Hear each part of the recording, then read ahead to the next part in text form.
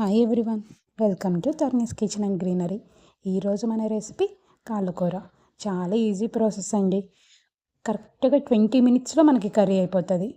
ముందుగా mixie jar తీసుకొని దాంట్లోకి 2 ఉల్లిపాయలు, అదేవిధంగా 4 పచ్చిమిర్చి అనేవి యాడ్ చేసుకోవాలి.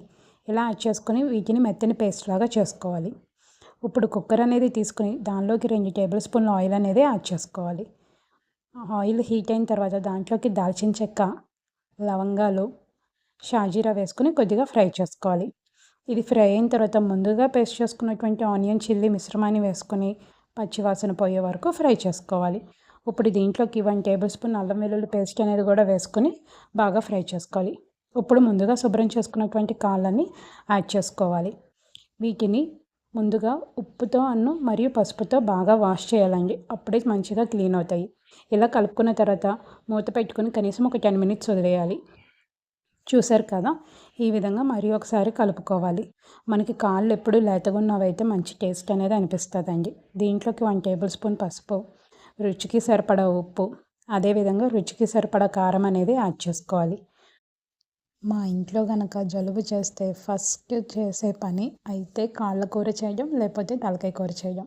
ఇప్పుడు దీంట్లోకి ఒక టమాటా అనేది యాడ్ చేసుకోవాలి. చాలా చిన్న టమాటా అండి, దానివల్ల టేస్ట్ అనేది మంచిగా ఉంటుంది. కొంతమంది టమాటా ప్యూరీ అనేది వేస్తారు, దానికన్నా కూడా ఇలా వేసుకుంటే మంచి ఫ్లేవర్ అనేది అనిపిస్తుంది. ఇప్పుడు దీనిలోకి సరిపడా వాటర్ అనేది యాడ్ చేసుకోవాలి. ఇలా యాడ్ చేసుకున్న తర్వాత కూర మొత్తాన్ని ఒకసారి బాగా కలుపుకోవాలి. కలుపుకొని కుక్కర్ మూత పెట్టుకొని కనీసం ఒక 4 విజిల్స్ వచ్చే వరకు ఉంచాలి.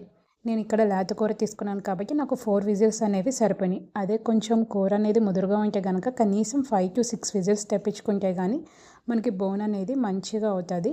బోన్కున్న కండ కూడా మంచిగా వస్తుంది. చూసారు కదా, ఇప్పుడు కూర మొత్తాన్ని ఒకసారి బాగా కలుపుకొని దీంట్లోకి 1 టేబుల్ స్పూన్ జీలకర్ర పొడి, 1 టేబుల్ స్పూన్ ధనియాల పొడి, 1 టేబుల్ స్పూన్ గరం మసాలా అనేది యాడ్ చేసుకొని బాగా కలుపుకోవాలి.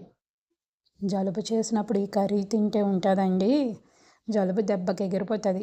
ఇంకేముంది, దీంట్లో కొద్దిగా కరివేపాకు యాడ్ చేసుకొని సన్నగా కట్ చేసిన కొత్తిమీర వేసుకొని తింటే వేడి వేడి కాళ్ళ కూర రెడీ.